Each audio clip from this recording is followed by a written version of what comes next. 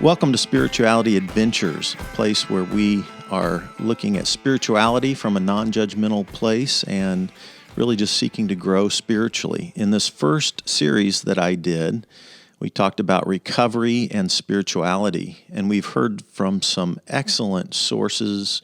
We've heard stories. We've heard how all of us, can kind of in general wrestle with certain kind of addictive issues, but then we've also we also dove into some of the more complex issues of addiction as well. So thanks for tuning in. I just wanted to kind of give a solo talk myself today and kind of wrap up some of the thoughts that I have on this topic. And I just want to remind all of you that are tuning in. I know some of you might be tuning in and you're from an atheist or agnostic background, or maybe a Buddhist background, or an Islamic background, or a Christian background. Regardless of your background, I think we can all learn and grow together. And so one of my goals is to learn from each other. And so I know as I've sat in groups of people and I've listened to people's stories, regardless of their religious orientation or their non-religious orientation, I have learned from people's stories, regardless of what their worldview is even. I've learned from people's stories. I think there's a common humanity to all of us that we face. So I think most of you know that I was a Bible teacher, a follower of Jesus for the last 40 years, and so I tend to think through those lenses just because that's how I grew up and that's what I practiced for my whole life as a pastor. And when I think about this topic of addiction, substance abuse, and behavioral addictions, I think about idolatry. It's one of the things that pops into my head. If you go back to the Hebrew Bible, to the Torah, the Old Testament for those that are from the Christian tradition, and you go to Exodus 20, this is sort of the Sinai experience. Moses is receiving the 10 words. It's actually the Devarim in the Hebrew, and it means words. And so most people divide these up into 10 different statements, though historically they divide them slightly differently between which one counts as 2 and which one. Anyway, don't want to get into that, but historically 10 words from God, and they're spoken to everybody personally. You shall not, right? And it's in the negative as well. And so these 10 words start out with 2 ideas. 1, you shall not have any other God before me. And then 2, you must not have a graven image and bow down to that graven image. And so it's kind of interesting. In the ancient Near East, most of the peoples of the world would have been polytheistic, all right? And so that means that they worshiped a lot of gods or several gods, but they usually had a favorite god, one that they worshiped most of the time. And it's interesting in the text of Exodus, when it talks about not having a graven image, it says that you shall not have an image of anything, and you must not bow down to it, whether it be from heaven, earth, or sea. And so what's interesting about those 3 phrases, heaven, earth, and sea, is that these were actually 3 of the gods from the ancient Near East. So heavens would have been Baal, and the earth would have been Mot, the underworld or death, and then the sea would have been Yam. And those were 3 of the gods of the ancient Near East. And so actually this Jewish text is thinking of the one God who created all things, who is over all things. So it didn't view like separate gods all over the place, governing all the different things in the world in the Hebrew tradition, but it regarded one God as creator of all things and as the true God that you would worship. So I'm thinking about this idea of no graven image, idolatry, and a lot of times it's hard for us to put ourselves back into this ancient context. You think, well, I don't sit around and make idols of Yam or Baal and worship them. It's interesting archaeologically, if you dig up all of these cities all around the ancient Near East, one of the things you find in people's homes archaeologically are little graven images, little idols of the gods that they worshiped. If you go to the temples and excavate the temples, what you'll find is larger renditions of the gods that were graven images. So you would go to a temple, you'd worship, and there'd be a larger statue of the god that you worshiped. And then you could buy little statues and take them home with you. It's kind of like swag or memorabilia or something like that. If you take home a concert t-shirt or a hat or something like that, similar kind of a deal. People took them home, brought them home, and it reminded them of the God that they worshipped and their experience in the temple. Another thing that's interesting about these temple experiences in the ancient Near Eastern world is that these gods provided for people security, blessing, prosperity. Some of the temples were fertility gods, and so you would go to the temple and they would have actually temple prostitutes. You could have sex with the temple prostitute. This would somehow entice the god to have sex with other gods, and then there would be the fertility that would rain down on you through this religious experience. So it's fascinating to study all of this and what people's mindsets were, what the pantheons of the gods were in the ancient Near Eastern world. But certainly the Jewish mindset was coming out all of that mixture of what the gods did and what the gods provided and saying, hey, there's really one true God. And then this idea of idolatry, really, if you get down to it and you trace it down through the Hebrew Bible and even into the New Testament, how I understand it, and I think this would be accurate, is that it really starts to deal with two big things. One, it deals with addiction, and two, it deals with broken relationship. So when you worship a false god or have a false belief system about God, then that affects your life. Now, here's my thought. Anything can be a false god. Anything. A behavior, an addictive behavior like we've talked about over these last several weeks, or a substance, an addictive substance. And how that functions in our life is kind of like a false god. Why? Because we might have an emotional pain that we're trying to avoid, that we're trying to cover up, that we're trying not to deal with.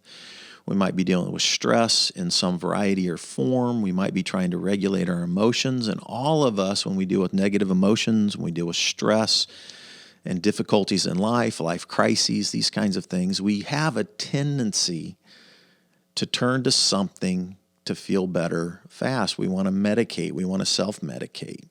And I think this is an issue with all Americans, with all cultures, and I think even with humanity at large.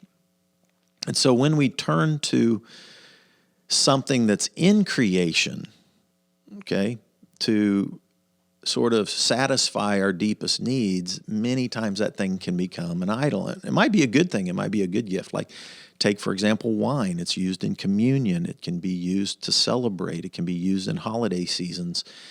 And there's a good and proper use for wine. It's a gift from the earth, from the fruit of the vine. But at the same time, you can take that gift that's good and you can overindulge it, overuse it, turn to it like a god, turn to it to meet all your needs, to sort of numb out your feelings or to give you the kind of stress relief that you need. And when you turn to it that way over again and again and again, and you begin to drink more and more and more, and this is true with behaviors as well, or food can be a similar thing, we get out of control.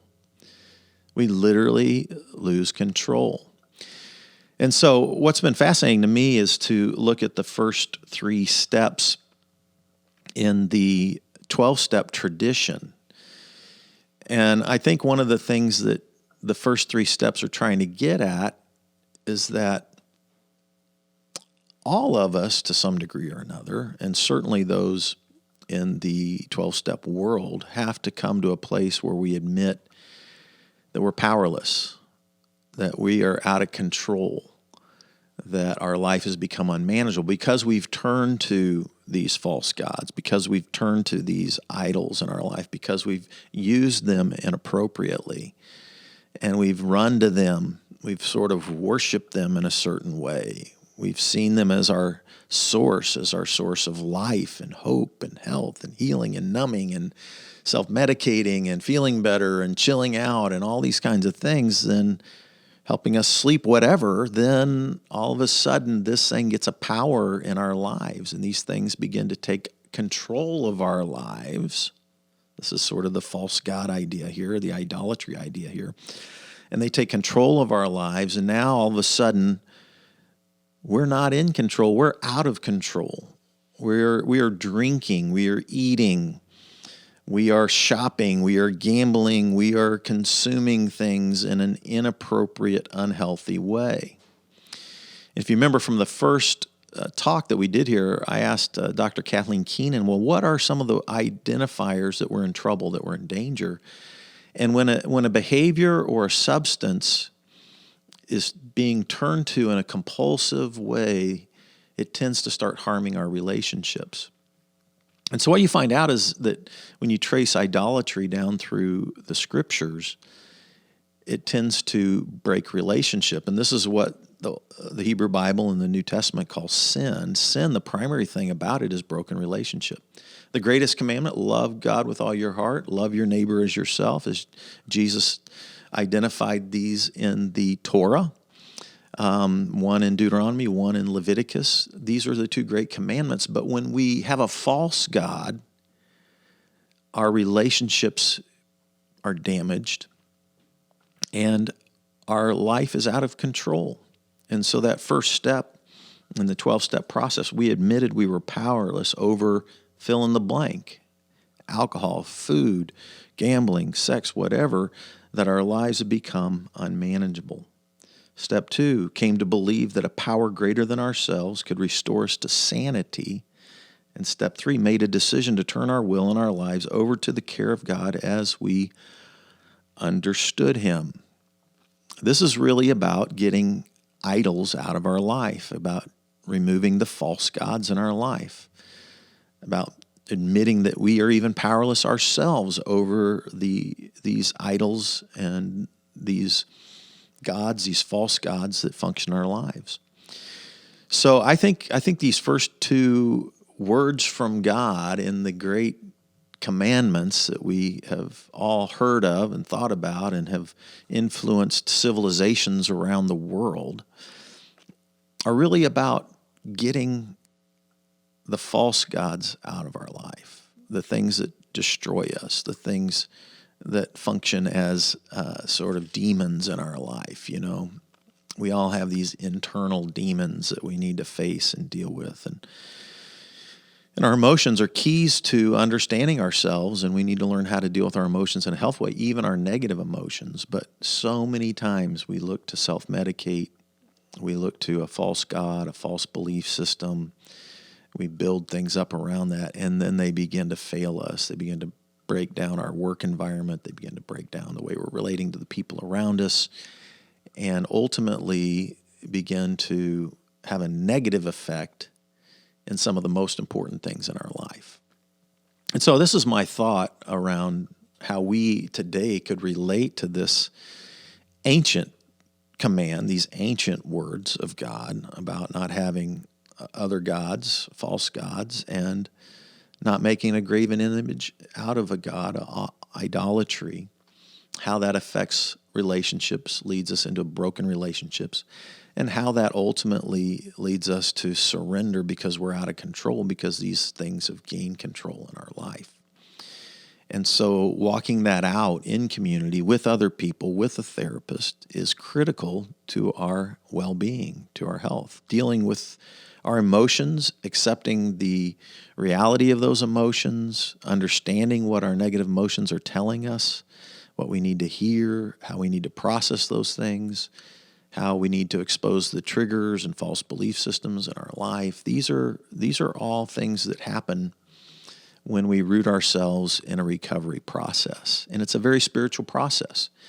Even if you're an atheist, believing that something greater than you that is loving and caring, maybe even the group itself that you're a part of, and admitting that you're powerless, this is an important spiritual step that leads us to recovery, and it's so vital. I've heard many, many people say in the 12-step world, the first step is the one you have to get right. And I think that's so true, and yet it's so hard. Like, we really don't want to admit that something defeated us, that something beat us, that we've lost control. I certainly didn't want to admit that.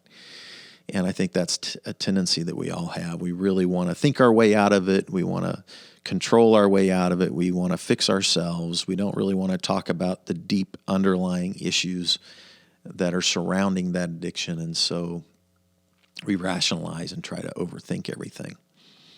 But there's a way out, and there's hope. And so I want to encourage you to reach out. If you've learned something from these podcasts, I want to encourage you to shoot me a message through any of the social media platforms. I have lots of resources. I've certainly covered some of them in this series.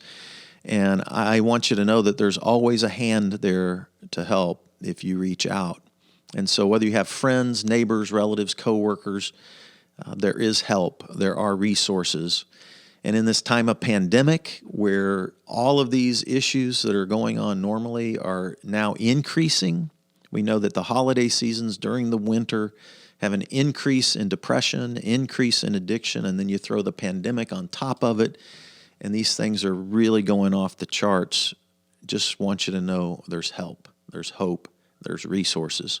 So reach out, and I'm glad you're tuning in. God bless you, and have an awesome day. Our next series that we start the new year off will be on health and spirituality.